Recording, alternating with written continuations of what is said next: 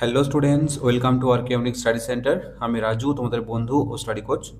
আজকে তোমাদের পরিবেশের যে 12 নম্বর স্কুলটা রয়েছে, রানীগঞ্জ হাই স্কুল এইচএস, এই স্কুলের সব প্রশ্নের উত্তরগুলো নিয়ে আলোচনা করব। সো তোমরা প্রথম থেকে শেষ পর্যন্ত ক্লাসটি দেখতে থাকো। তাহলে চলো বেশি দেরি না করে শুরু করি আজকের পরিবেশের ক্লাস। প্রথমে কি বলেছে, সঠিক উত্তরটি নির্বাচন করে লেখো। একের দাগের একের প্রশ্নটা দেখো, কোন সদর শহর মরব্বার জন্য বিখ্যাত? তাহলে এটা হবে অপশন খ, সিউড়ি। দুয়েটা দেখো, কেলেঘাই ও কংসাবতী নদী মিশে তৈরি হয়েছে, এটা হবে হুগলি নদী।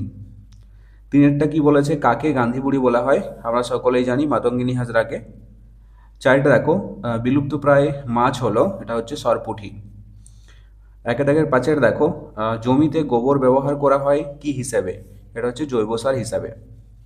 এরপর দুয়ে কি বলেছে, শূন্যস্থান পূরণ করো। দুইয়ের একেটা দেখো, বাগদা গোলদা এগুলি হলো জলের পোকা। দুইয়ের প্রশ্নটা কি রয়েছে, পশ্চিমবঙ্গের পশ্চিমের মালভূমির বেশিটাই কাকর পাথর মেশানো লাল মাটি। তিনের দেখো, পৃথিবীর প্রায় সব সভ্যতায় ড্যাশ ধারে গড়ে উঠেছিল, এটা হবে নদীর ধারে গড়ে উঠেছিল। চারের প্রশ্নটা কি বলেছে, গঙ্গা হলো ড্যাশ নদী, এটা হবে নিত্যবহ নদী। এরপর তিনে বলেছে সত্য বা মিথ্যা নির্ণয় করে লেখো। এক একটা দেখো, নিত্যবহ নদীতে সারা বছর জল থাকে না, এটা কি সত্যি? না, সত্যি নয়, এটা মিথ্যা। দুয়েটা দেখো, সুন্দরবনের সব নদী শেষ পর্যন্ত বঙ্গোপসাগরে পড়েছে, এটা সত্য। তিনেরটা দেখো, মানুষের স্বাস্থ্য একটি সম্পদ, এটাও সত্য। নকশা কাটা কাঁথা বানানো একটি পারিবারিক সম্পদ, এটা মিথ্যা। তারপর রয়েছে দেখো, রাসায়নিক সার ব্যবহার করলে জমি উর্বর হয়, এটা মিথ্যা, কারণ জমির উর্বরতা কমে যায় রাসায়নিক সার বেশি পরিমাণে ব্যবহার করলে, তাই না? এরপর দেখো চারে কি বলেছে, নিচের প্রশ্নগুলির এক কথায় উত্তর দাও। চারের দাগের একের প্রশ্নটা দেখো, দার্জিলিং জেলায় পেঁপের মতো ফলটিকে কি বলে? পেঁপের মতো ফলটিকে বলে স্কোয়াশ।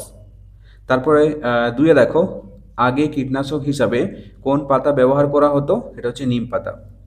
তারপর তিনেরটা কি বলেছে, গঙ্গার ধারা বাংলাদেশের মধ্য দিয়ে কি নাম নিয়ে প্রবাহিত হয়েছে? এটা হচ্ছে পদ্মা। চার থেকে চারের প্রশ্ন দেখো, ডিভিসি এর পুরো কথা কি? ডিভিসির পুরো কথাটি হলো দামোদর ভ্যালি কর্পোরেশন। চার দাগের পাঁচের প্রশ্ন কি বলেছে, সুন্দরবনের বিখ্যাত উদ্ভিদ ও প্রাণীর নাম লেখো। উদ্ভিদ হচ্ছে সুন্দরী গাছ, আর প্রাণীর নাম হচ্ছে রয়্যাল বেঙ্গল টাইগার। ছয়টা কি বলেছে, তমলুক এর আদি নাম কি? এটা হচ্ছে তাম্রলিপ্ত। এরপর দেখো পাঁচে কি বলেছে, অনধিক 30টি শব্দে উত্তর দাও।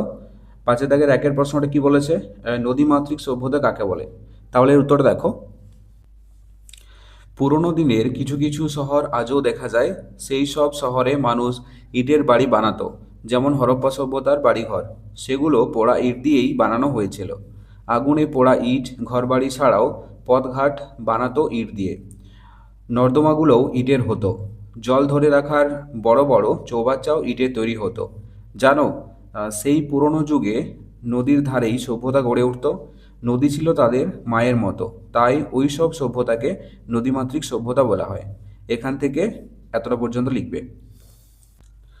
এরপরে পাঁচের দাগের দুইয়ের প্রশ্নটা দেখো, পর্বত শৃঙ্গ থেকে কিভাবে নদী তৈরি হয়? তাহলে উত্তরটা হবে দেখো, এর উত্তরটা এখান থেকে লিখবে, পুকুর, নদী, সমুদ্রের জল সূর্যের তাপে বাষ্প হয়ে উপরে উঠে যায়। উপরের বাতাস ঠান্ডা, তাই সেই বাষ্প জমে জল হয়। পর্বতের মাথায় ঠান্ডা বেশি বলে তুষারপাত হয়। তুষার জমে বরফ হয়ে যায়। সূর্যের তাপে কিছুটা বরফ গলে, জল হয়ে খাড়া পর্বতের ঢাল বেয়ে নেমে আসে। এইরকম অনেকগুলো ছোট ছোট জলধারা মিশে বড় নিত্যবহ নদী তৈরি করে। এখান থেকে এতটা পর্যন্ত লিখবে। এরপর দেখো তিনে দাগের প্রশ্নটা, বন পরিবেশের কি উপকার করে? তাহলে উত্তরটা দেখো,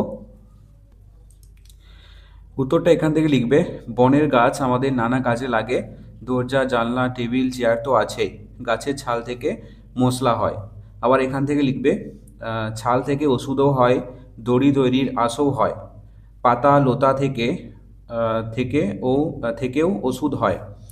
আগে গাছের পাতার উপর লেখা হতো, এখনও গাছ থেকেই কাগজ হয়। এছাড়া ফুল ফল তো আছেই, পাতা থেকে থালা বাটি হয়। এখান থেকে যে যে জায়গাগুলো বললাম সেগুলো লিখবে। এরপর দেখো 4-এর প্রশ্নটা, কোন কোন জেলায় আম বাগান বেশি দেখা যায়? এটা হচ্ছে মালদা আর দক্ষিণ দিনাজপুর। এরপর 5-এর প্রশ্নটা কি বলেছে, সুন্দরবনের মানুষ কি কি কাজ করে? তাহলে দেখো, সুন্দরবনের লোক নানা রকম কাজ করেন। চাষ ও মধু সংগ্রহ, নৌকা তৈরি করা ও চালানো, মাছ ও মিন ধরা, তারপর কাঁকড়া শিকার ইত্যাদি। এখান থেকে এতটা পর্যন্ত লিখবে। এরপর দেখো 6 দাগেরটা কি বলেছে, অনধিক 50টি শব্দে উত্তর দাও। সুন্দরবনের ম্যানগ্রোভ উদ্ভিদের বৈশিষ্ট্য লেখো। তাহলে এর উত্তরটা দেখো, এখান থেকে লিখবে, ঈষৎ নোনা জল আর কাদায় জন্মায় এক ধরনের গাছ, তাদের দুরকম মূল। মাটির গভীরে যায় ঠেস মূল, তা গাছকে মাটিতে আটকে রাখে। আর একরকম মূল মাটি থেকে উপরে ওঠে, তার সাহায্যে বাতাস থেকে অক্সিজেন নেয় গাছ, তাকে বলে শ্বাসমূল। এখান থেকে এতটা পর্যন্ত লিখবে। এরপর দেখো 2-এর প্রশ্নটা কি বলেছে, তরাই অঞ্চল কাকে বলে ব্যাখ্যা করো। এখান থেকে লিখবে, পাহাড় থেকে বালি নুড়ি পাথর আসে, তাই মাটিতে বালি নুড়ি পাথর বেশি। মাটি স্যাঁতসেঁতে। দার্জিলিং ও জলপাইগুড়ির দক্ষিণ অংশ, কোচবিহার এবং উত্তর দিনাজপুরের উত্তর অংশের জমির এই বৈশিষ্ট্য। এই অঞ্চল তরাই অঞ্চল নামে পরিচিত। এখান থেকে এতটা পর্যন্ত লিখবে। তারপর দেখো 6-3-এরটা কি বলেছে, বিদ্যাসাগর ও বিবেকানন্দের অবদান লেখো। তোমরা এর উত্তরটা এখান থেকে লিখবে। আগেকার দিনের মানুষের অনেক ভুল ধারণা ছিল, যেমন বাড়িতে মেয়ে জন্মালে অনেকেই দুঃখ পেত, মেয়েদের বেশি লেখাপড়া শিখতে দিত না, অল্প বয়সে মেয়েদের বিয়ে দিয়ে দিত, কখনো কখনো বর মারা গেলে বউকেও তার সঙ্গে পুড়িয়ে মারত। এইসব অন্যায় দেখে রামমোহন ডিরোজি ও বিদ্যাসাগর প্রতিবাদ করেন। অনেক লড়াই করে তারা এইসব অত্যাচার বন্ধ করেন। দেশের সমস্ত মানুষ যাতে লেখাপড়া শিখতে পারে তার জন্যও চেষ্টা করেন। বই লেখেন, স্কুল বানান, সমাজকে নতুন করে গড়ে তোলেন। স্বামী বিবেকানন্দ দেশের মানুষকে হাতে কলমে শিক্ষার কথা বলেছিলেন। বলতেন, বইতে মুখ ডুবিয়ে বসে থেকো না, ফুটবল খেলো, তাতে শরীর মন ভালো ভালো হবে, শুধু বই পড়ে কিছু হয় না। এতটা পর্যন্ত লিখবে। এরপর দেখো 4-এর প্রশ্নটা, আগেকার মানুষ রান্নার কাজে কিভাবে বুদ্ধি প্রয়োগ করেছিল? উত্তরটা এখান থেকে লিখবে। প্রথমে তো রাঁধতই না, রান্নার জন্য আগুন জ্বালানোর দরকার, অথচ এক সময়ে মানুষ আগুন জ্বালাতে পারত না, তখন কাঁচা খাওয়া ছাড়া উপায় ছিল না। তারপরে এক সময়ে আগুন জ্বালাতে শিখলো, তখন জ্বলন্ত কাঠের আগুনে মাংস ঝলসে খেত। এরকমভাবেই তারা রান্নার কাজ শিখেছিল।